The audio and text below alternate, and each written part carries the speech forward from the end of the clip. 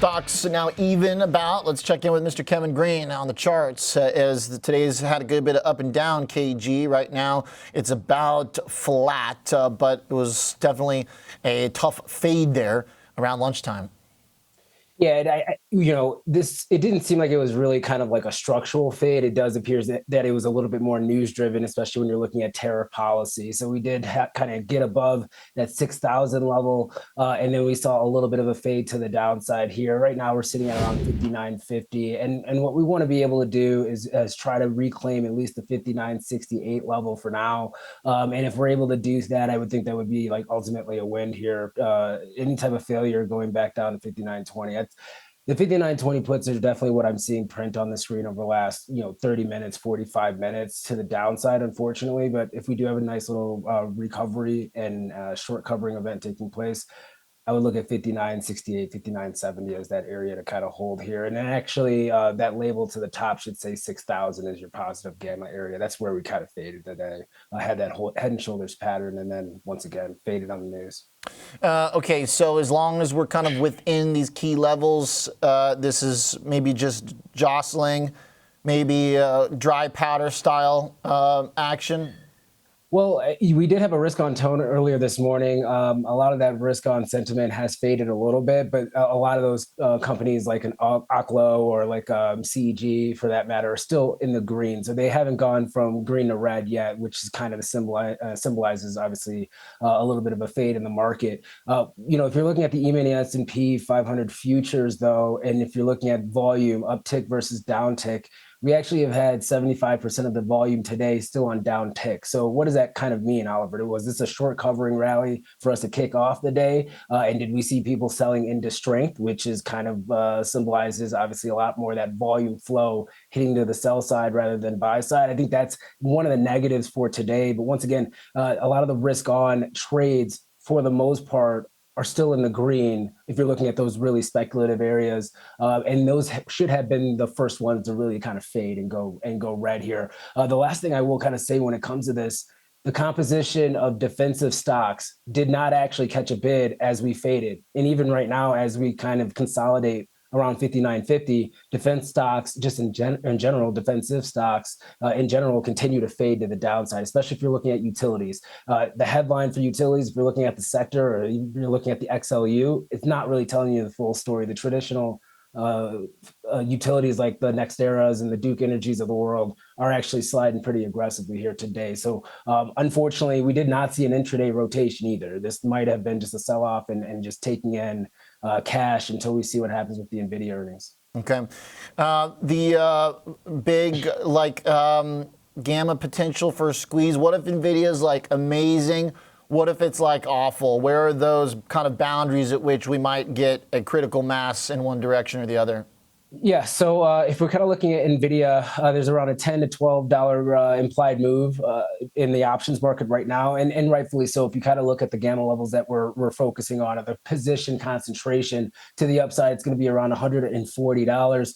To the downside, it's $120. Now, if you're kind of looking at the puts call skew for volume today, it's skewed a little bit when you're looking at the aggressiveness of orders, skewed a little bit to the call side, even though if you're looking at put call ratio as a whole for open interest, it's pretty much balanced, sitting at around 1.06. Okay. The key area that I feel like there's a fair amount of lottos being placed here today, and you can see this being printed all day, is going to be the call options expiring for this Friday, the 150 calls. So there's over 100,700 contracts that have been traded today. And once again, they've been getting picked off literally all day as Nvidia was going up, as Nvidia was going down. So if we were to see any type of melt up or a squeeze, or the market may think it could go, once again, a little bit of a home run, 150 is actually that level. The squeeze level, if you're looking at price action, is going to be around 143 in order to really create and generate a catalyst to the upside. And then to the downside, the unusual put that I have been seeing kind of hit the tape is going to be the $110 put, and then the 109 puts as well. Both trades or flows are really kind of buy side flows there. So everybody's all over the place, but it's definitely call side skew that hopefully people want to really see it kind of rip higher. Okay. That's the expectation at least. Yeah, I think if we can at least push past the DeepSeek gap, then it'd be an important kind of milestone to getting this thing back on track. $140 being that pretty clear area on the chart. If we break to the downside, how much visibility is there below? I mean, $120 kind of seems like one of the other higher volume areas on the chart, but if worst case scenario happens, what does the sell-off in Nvidia look like right now?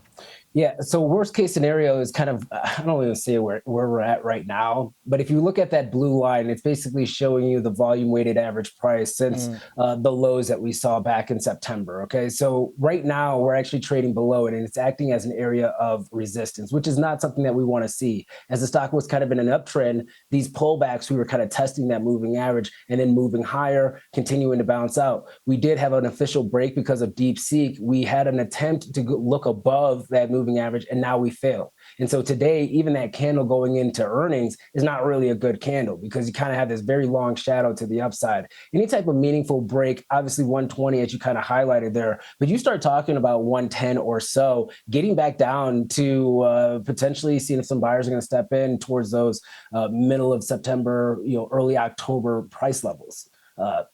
I don't know if that's going to happen, right? I don't know what they're going to say in order for us to kind of get down there. But the chart setup really doesn't look really bullish for me right now. It still has a lot to prove to the upside in order to really gain some confidence for the street. Okay.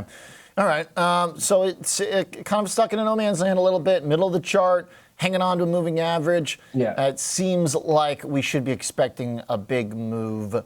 But it's a massive flag. I just want to call that out. You see that white line Yeah, there, right. that channel? It's a massive flag. I mean, you're talking about let's say it's a bull flag, right? Because the primary trend technically is still kind of up. If you're looking at just this 6-month time frame, you go back farther, obviously the trend is still to the upside. But if you're looking at the last 6 months, primary trend, okay, you could say it's up. But I mean, this thing is retraced back almost 60%, 65% since those lows. That's not bullish at all.